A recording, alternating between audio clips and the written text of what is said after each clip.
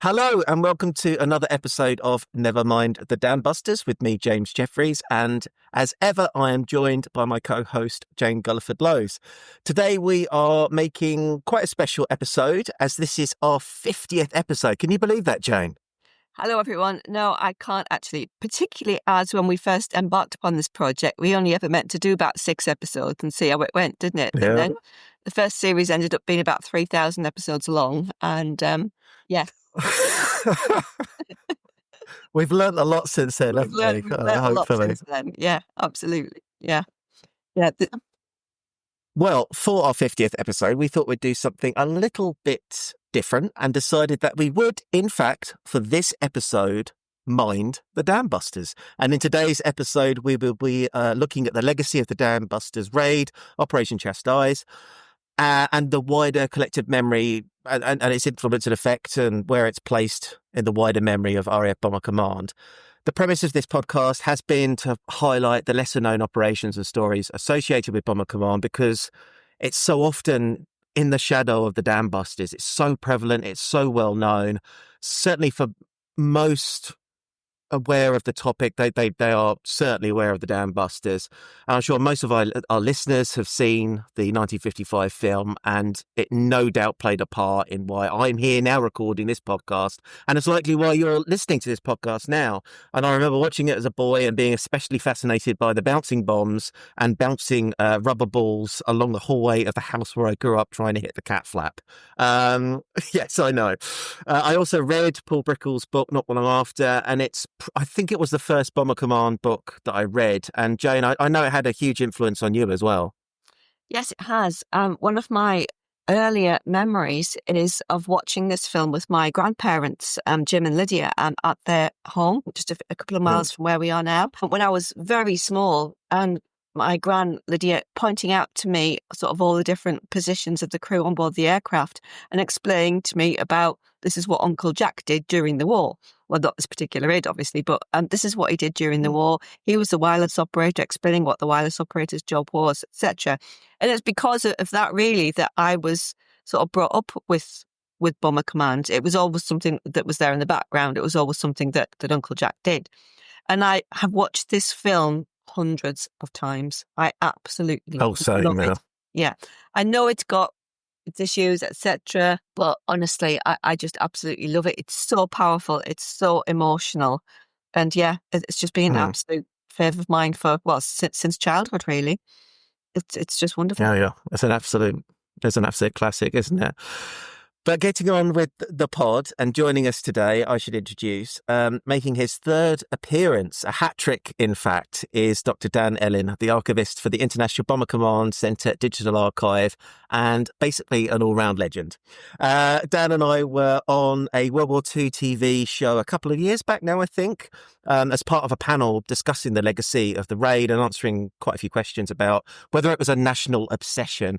And I know we chatted a little bit about this since, and I thought it'd be great to, recover this conversation and also open up some new topics and discussions linked to it, especially diving more deeply into the influence of the raids and especially the film on popular memory.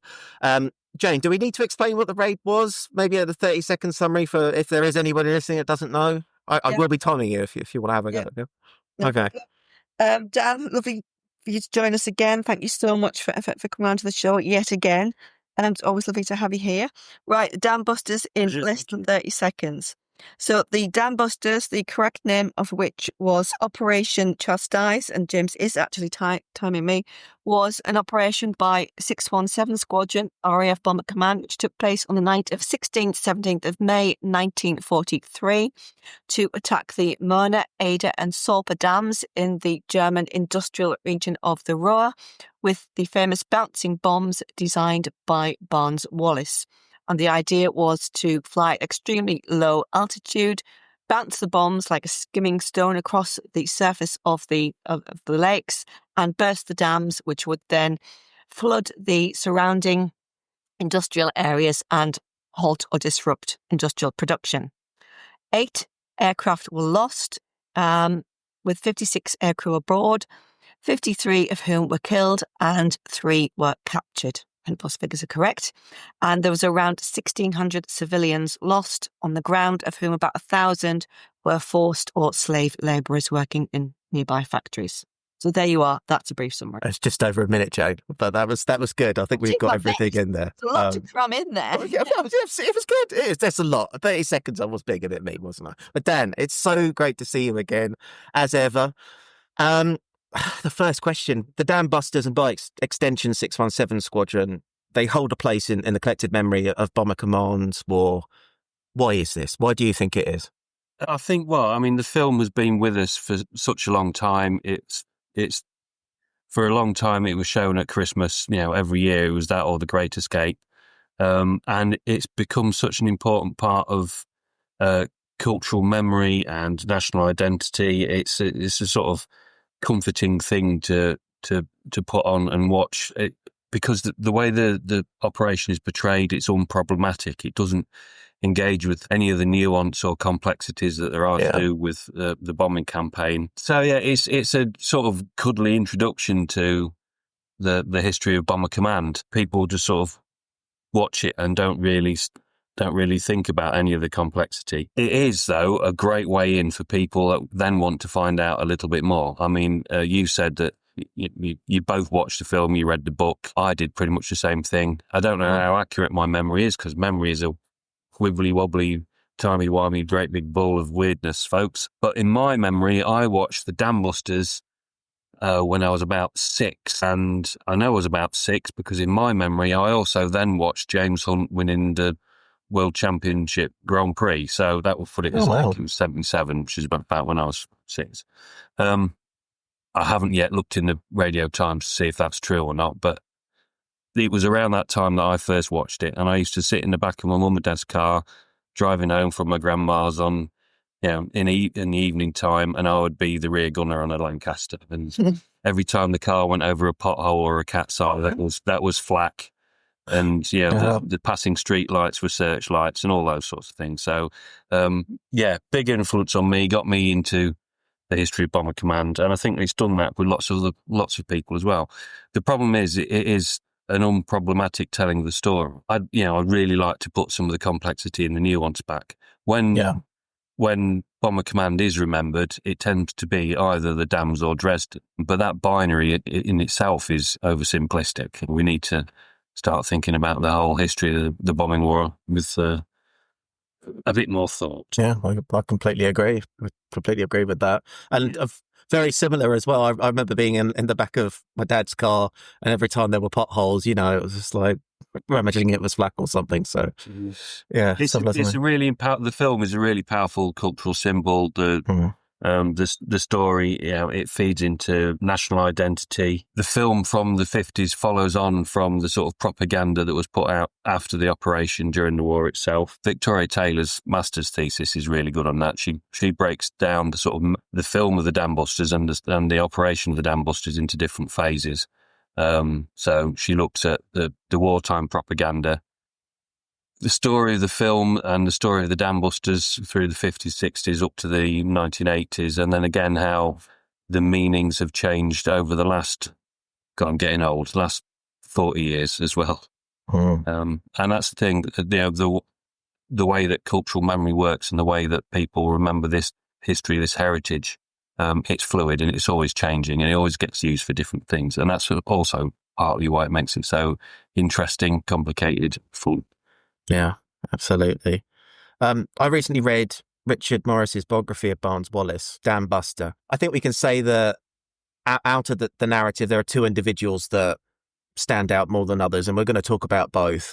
These are Wallis and also Guy Gibson, who we'll talk a little bit more about later. But regarding Wallis and the Dams raid, Morris wrote this, which I just wanted to share. The Dambusters put Wallis in a universal narrative. The novelist David Hodge has observed how all stories about aerial bombing tend towards the condition of chivalric romance, in which a hero and his companions leave home, travel into a far-off hostile land, are tested, perform courageous deeds, and return changed by what they have undergone. Lodge points to a way in which the film reinforces these connotations.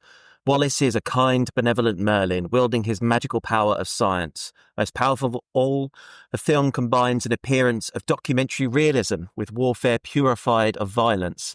In this conjuring, Wallace's weapon is intended not to kill. The nearest we get to fighting is public school-style disorder in Scampton's Mess, but to vanquish an inner giant.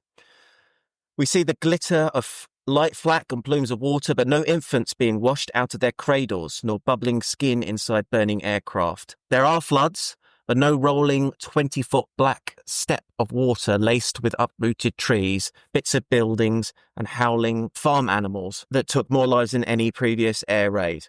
The Dambusters fostered the illusion of war purged of awfulness, and it put Wallace in the centre of this cleansing. Dan, do you think this is a fair examination of Wallace and the raid in general? Yeah, there's lots of stuff in there that I agree with. I like the idea of documentary realism. Yeah. Lots of people they see this film as factual and true and real, and there are issues with it. I like the idea that he said it's purified of violence. The target in the Dambusters film is an inanimate concrete wall. It's the dams, and as it says, there's a little bit where you see some workers, I think, in a power station charging up some steps and ladders, and you see a train being overwhelmed by the water. But you don't, there's no mention of the thousands of people who died on the ground. I like the idea of it being a story, a sort of adventure. A chivalric romance, wasn't it? He said. Yeah. And of course, the action scenes of the attack on the dams was used for the screenplay for Star Wars. I also like this idea of Wallace as Merlin. I love that. Feeds into, that feeds into the national myth of Britain as the underdogs, and we succeeded by pluck, determination, and boffins who had crazy ideas in sheds, playing with marbles and bathtubs. Yeah, I think for people listening, all the books that Richard Morris has written, the one on Guy Gibson, the one on Cheshire, the one on Wallace, they're all really, really well researched and all really well worth reading. But he points out that Barnes Wallis wasn't this bumbling old wizard. He was part of the establishment. He worked for Vickers. He designed all sorts of things from airships to the Grand Slam bombs. We've got a interview with Mary Stopes Rowe in the IBC Digital Archive, and talking of Wallace, she sort of alludes to the fact that Wallace saw the bombing war as a sort of version of the trolley problem. Who do you choose to kill, which is the lesser of two evils? And for Wallace, it was very much end the war as quickly as possible by using science and various bombs which he dreamt up. And his idea was, in the long run, this would eventually save lives. Whether he's right or not is up for debate. That's what he was trying to do with the dams operation. That's what he was trying to do with the creation of Grand Slams and Tall Boys. So I really like this. What the film doesn't do that Brickhill's book tried to do, and perhaps other books have done better, is talk about what 617 did next. Yeah. Yes. Which is equally important, I think. Absolutely. Yeah. It's almost, to me, like the film portrays the British almost as these sort of innocents, if you like, who are muddling along, and then they come up with this fantastic idea, to counter these terrible Nazis kind of thing. But here's our brave boys doing their thing. But as you say, the sort of implications at the other side of the end result of that isn't really considered or portrayed at all. But what in fact is actually happening is death on an industrialized scale, which is what strategic bombing is all about ultimately. And it just doesn't go there at all. But I guess that's all part of how we as a nation wanted to remember the war. A question of right and wrong, we were in the right, they're in the wrong, etc. And I think that's something that we could talk about as we develop those themes later on.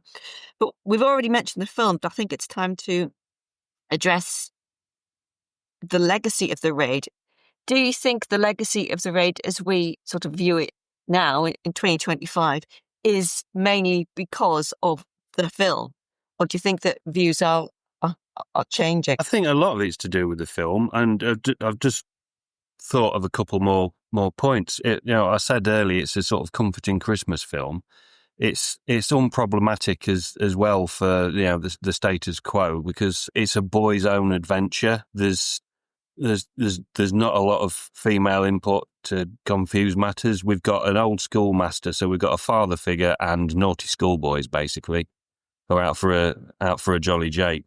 Again, it's because it's this heroic boy's own story that is kind of comforting to watch. And yes, there's drama and there's death, but the schoolboys are the good boys and the good guys, and they're doing what the father figures told them to do, and we're not have to worry about any of this complicated stuff. It's for some people, it's kind of comforting as regards race and class and gender, and it's very much of its time.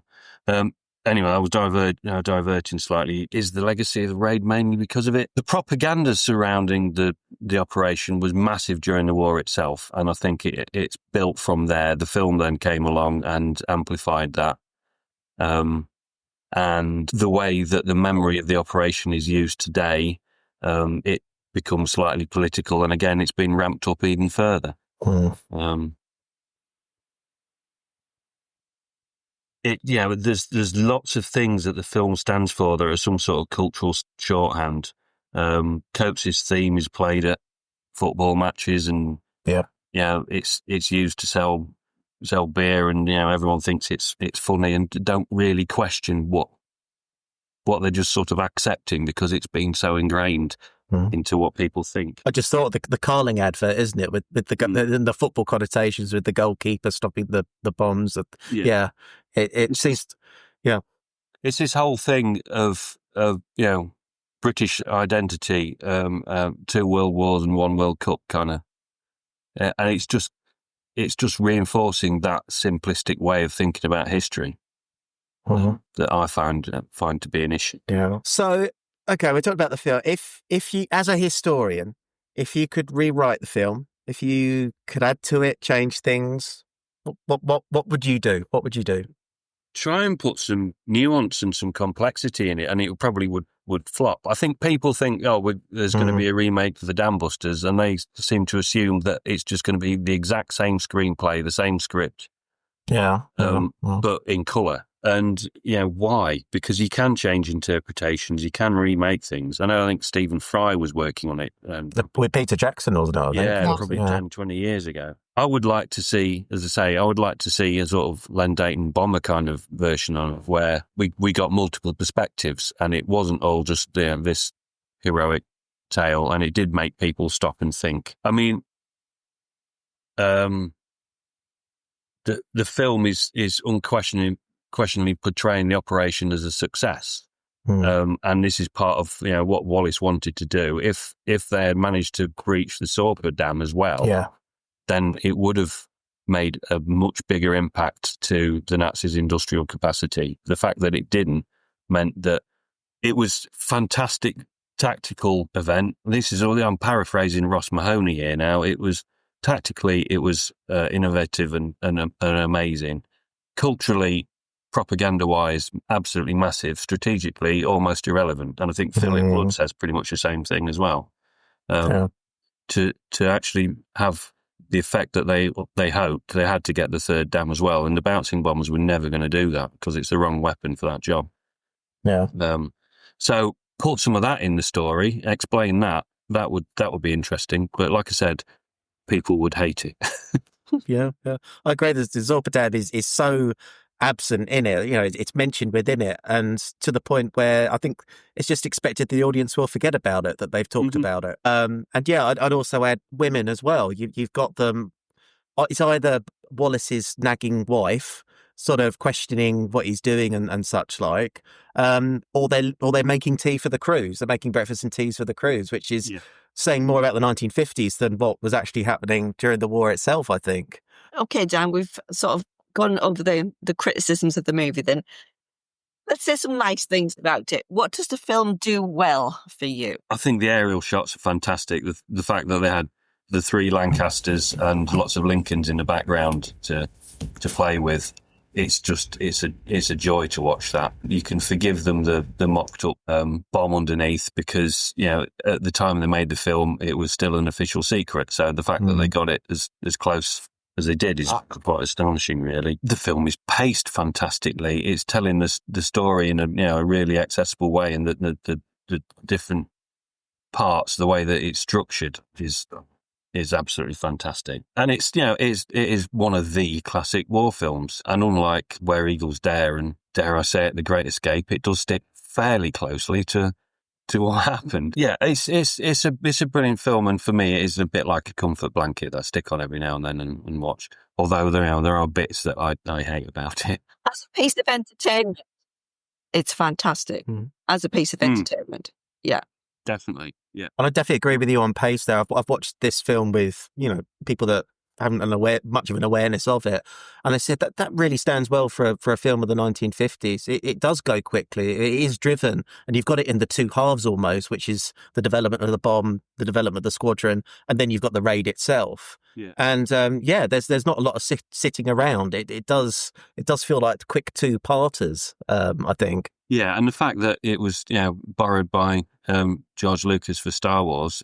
It's almost frame by frame, and the script is almost exactly the same. Yeah, I love that bit. Says how filmmakers think it's a brilliant film as well. Yeah, absolutely. It's the approach and the attack on the Death Star, isn't it? Where they sort of come to the Death Star. Yeah. There's a YouTube video where you can see both of them running side by side. Yeah. They even use the same phrase or the same sort of script in some places, don't they? Yeah. But when you think about it, though, there's only about 20 years between those 2 films, which is incredible. When you think about it, gosh, it is, isn't it? Yeah. So Dambusters is 55, and Star Wars is 76, something like that. Yeah, something like that. Yeah, something like Thanks that. for making me feel very old. Yeah, that makes me. Yeah, just over 20 years between them, which is incredible. In a few days' time, I think we'll be closer to 2050 than we are to 2000. Oh, we will, yeah.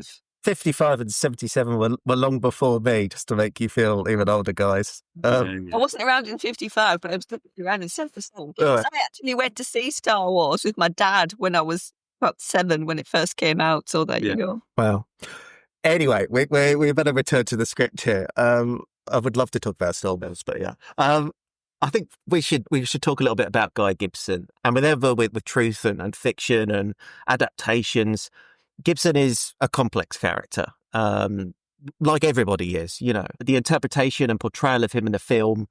I mean, do you want to discuss a little bit about that, Dan? Yeah, I mean, the film was made in the 50s when you had slightly more 2-dimensional characters. I don't think they could show Gibson to be the womanizer that he possibly was if you read some of the accounts of him.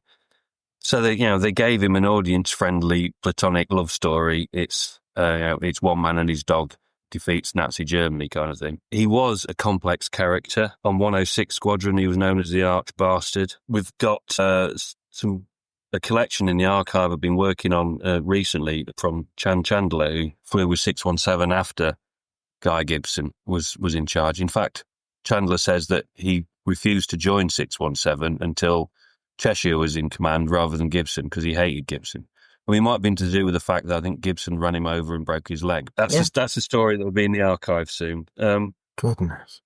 Yeah, I mean, we don't see Gibson is this schoolboy hero, and to a certain extent he was, but he was also a flawed character. He lost the plot when someone gave him some salmon and he took it to the place where he was staying and asked the landlady to cook it, and she battered it and fried it. His reaction was quite strong. The biography, Richard Morris talks about, he interviewed Margaret North, who was a WAF who was working at RAF Royal Spain Hospital, and Gibson was there, I think as an inpatient, but also as an outpatient sometimes. And he had a brief affair with her while he was married. So there's a story for the film that's not covered. But as far, one, Dan, sorry, yeah, I can say as far as Gibson's concerned, though, he's sort of become this poster boy of RAF Bomber Command, hasn't he? And there's just so much focus on that one man. And it's all because of this one raid. And I think, well, what about the 120,000 others who did equally brave things, who suffered terribly mentally or suffered terrible injuries or ended up prisoners or whatever. It doesn't have to be all about Gibson. Yes, he was astonishingly brave. He was a fantastic pilot. Yeah. He was a fantastic leader, subject to some opinions. Some people may say otherwise. But we shouldn't just focus on him. And nobody ever talks about all the other men who took part in the raids, or very few of them. A couple might get mentioned, but Johnny Johnson's probably But that Johnny Johnson's because he was the last. The last, yeah. I'd say in recent times he's probably the only other name that's really put forward from the raid. Yeah. But I mean, what?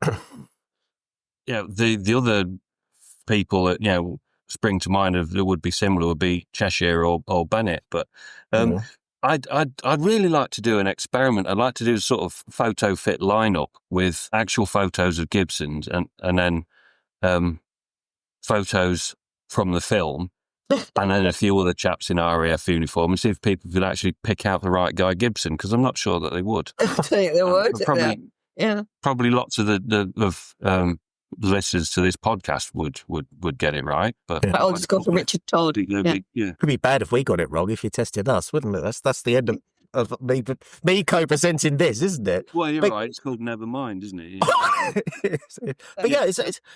But I'd like to. I feel like Cheshire, for example, is kind of in the shadows now. I feel that growing up, he was talked about, and certainly the Paul Pickle book talks a lot about Cheshire and his command of the squadron, and he's an incredible man. You think about the humanitarian work he did after the war and such like, and he has been overshadowed, I feel. Am I right in feeling that, do you think? Or no, I think you are right, and I think part of it is because Gibson didn't survive the war, so although he was this complex character, it's easy to remember of him as this heroic, forever young.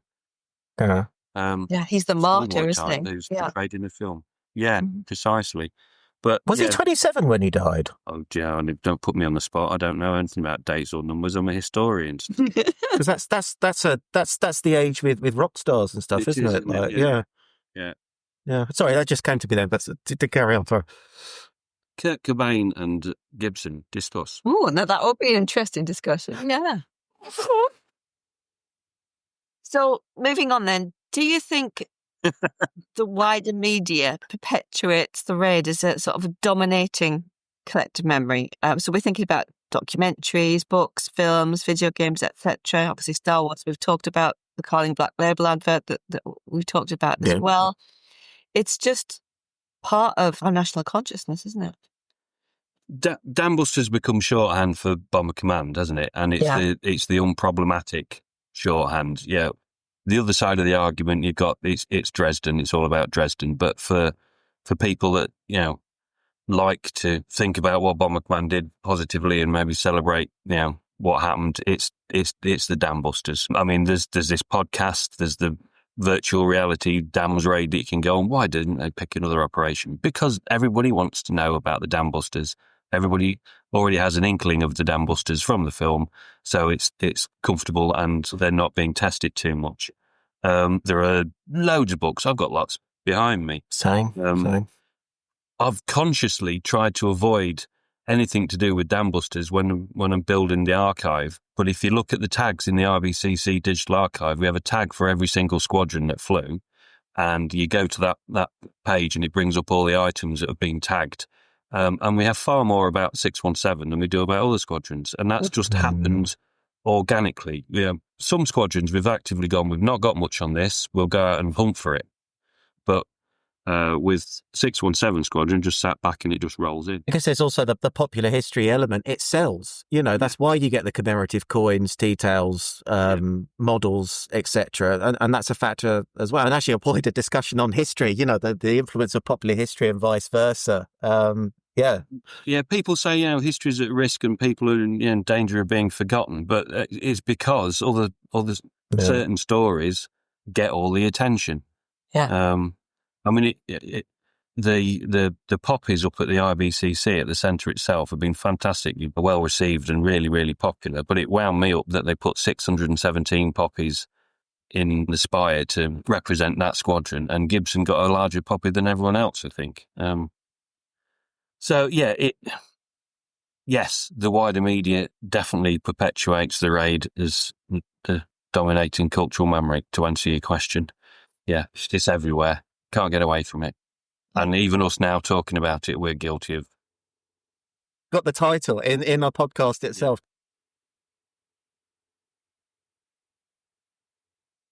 I mean, sorry, Dan.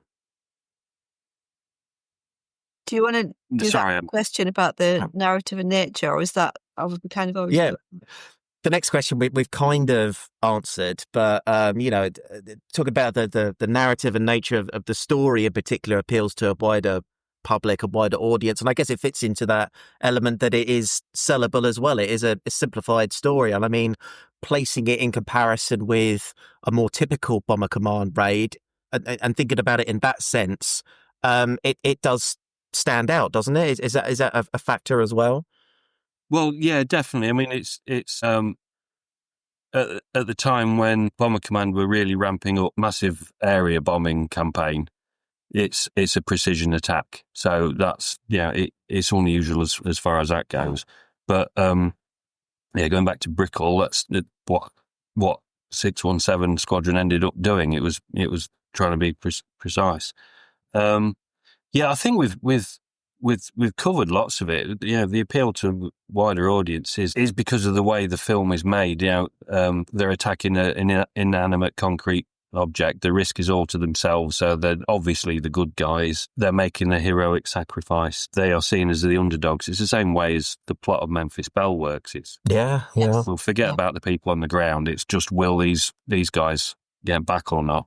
As you said, it's got the eccentric boffin, the wizard in it. It plays into all these stories of national identity as well. I do like that film as well, though it's obviously very problematic, but as a piece of entertainment, it is a good film. Yeah, great. I mean, the important thing about the film is it is exactly as Woody said when we were on his channel talking about this. It's a jumping off point for people to do some more research and find out more and do some reading around. That's kind of about it. Yeah. That's where it really succeeds, isn't it, I think? Yeah, even today. Yeah. Mm-hmm. So how is the raid remembered in Germany then, Dan, if at all? Well, speaking to people, because I don't know, I'm not in Germany very often, I don't think it is remembered much at all. The difference is, I think, if you ignore the extremes of the far right and the neo-Nazi kind of movement, more people in Germany have kind of come to terms with what happened in the war than perhaps people in this country have. Yes. Because they were forced to take on head on what had happened and what the war was about. Whereas in the UK, it's still fairly easy for us to think of this nation as the underdogs who were fighting for ethical and moral reasons and as the good guys, and nothing that anybody in the Allied forces did could ever have possibly been wrong because, the ends justified the means and it was vital that the Nazis were defeated. There's some interpretation of one of the dams that I have seen and translated, and Chastise is known as the catastrophe. But I think it's only really remembered in the local area and the vicinity of the dams themselves and the floodwaters. And I think also possibly they're a bit brassed off with lots of tourists going there every May. I don't know. That's just what people have told me. And I mean, it was the Battle of the Ruhr as well. It was a part of that. There are a lot of places that suffered horrendous damage not only throughout the war and onwards, but certainly in that period and around the Ruhr area and the valleys and Essen and such like. So, yeah, I always see it as part of that campaign rather than a standalone personally. Yeah. But, yeah. And in the context, the floodwaters were terrible and they wreaked havoc and they killed people, but it's pales into insignificance when you look at what happened at Hamburg and various other cities. Yeah. Just in the context. And it was one night, whereas other places it went on and on and on. Yeah. Absolutely, yeah. Just in the context of that, in the Battle of the Ruhr, we did an episode a couple of episodes ago about our favourite Bomber Command books. One of the ones that I mentioned was Battle of the Ruhr by Alan Cooper. And he mentions Chastise. I think there's one chapter on Chastise. And it's good to sort of see it fitted into that wider context, because so often it's just sort of treated as this sort of standalone thing. And I think it's really important that we do put it in that context. From my personal point of view, today, the 16th, 17th of May, that was the day that my uncle arrived at 10 Squadron to commence his operational tour. And 2 weeks later, he was taking part in bombing raids up and down the Ruhr. That's what he was doing. Also, that night is also memorable in my family because it was the night that the Luftwaffe almost kills Jack's sister, my grandmother, by dropping a parachute mine at the end of their street. So I think, we tend to kind of just focus on this and think, oh, that's all that was going on at that particular time. Because it wasn't. There was so much wider stuff going on. This was just one raid on one night by one squadron. And I think it's really important to place it in its wider context. Yeah, the IBCC losses database, I think, lists about 20 other people who were killed in Bomber Command on the same night who, weren't on that operation. I think there was 2 people who died in hospital of whatever, unknown. One chap was lost gardening, and then a couple of other aircraft went, I think, probably training flights or something. The other thing that's interesting, seeing it as part of the Battle of the Ruhr, again, that's a kind of historian shorthand. I know Harris sort of named things as battles, the Battle of Ruhr and the Battle of Berlin. But it's the same with the Battle of Britain. It's the dates of when it started and when it ended aren't necessarily accurate or right, and they vary. Chastise, the Dams raid, it has become sort of shorthand for lots of different things. And in the same way as we sort of think of things in blocks, in chunks as historians, and put things together that don't necessarily always fit. Do you think the raid has contributed to what I call the Lancasterification of the wider memory of the RAF's bombing war? Yes, definitely. Again, for what I was saying, it's the raid has become a symbol for Bomber Command. The Lancaster has become a symbol for Bomber Command, partly because at the end of the war there were more of them than any other kind of aircraft. I know you love the Halifax, and I know you love the Blenheim. Oh yeah. But they were the biggest and the best that there was at the end of the war. So, and they're the ones that are still surviving and flying. So, yeah, it has. It has definitely contributed to the Lancasterification, which I might have to learn to say properly and use more often. Yeah, it was the only aircraft in the Second World War, wasn't it? If you watch any sort of documentary. That and the Spitfire, and maybe the Mosquito. Yeah, there was one bomber. But the Mosquito owes a lot to films. Even there's 633 Squadron, doesn't it? Yeah, Mosquito Squadron as well. I watched that the other day actually, and that's got a bouncing bomb in it, hasn't it? Yeah. I'd forgotten about. It's not one really to talk about that one.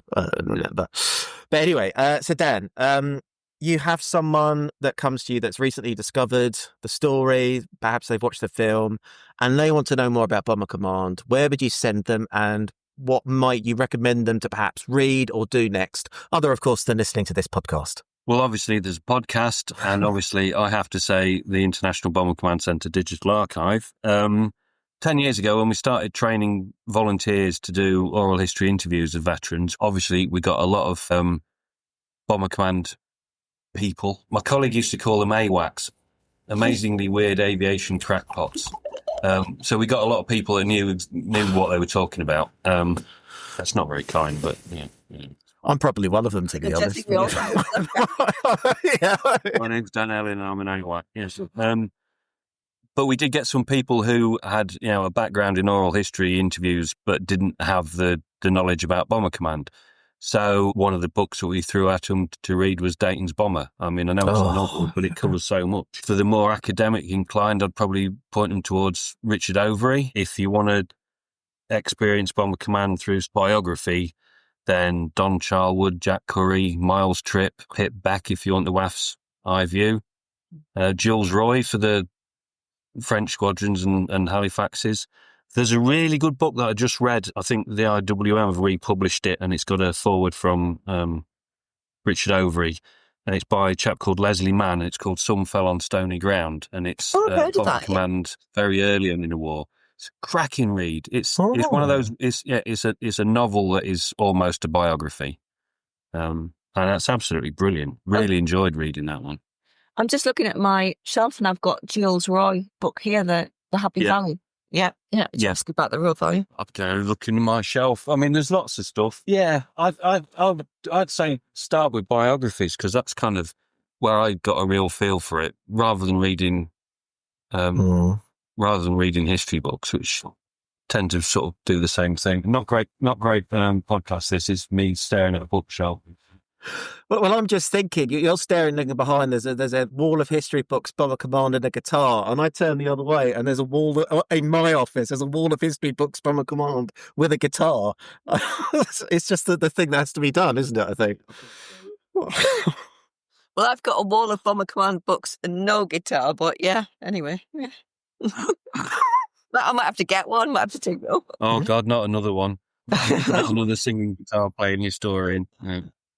Well, I can't sing and I have no musical talent whatsoever, so I don't think anyone needs to worry too much about that. Well, I think that's all we've got time for today. Thank you, Dan, for coming on the pod yet again, and we're so glad to have you here. You're more than welcome to come back anytime. It's always a pleasure.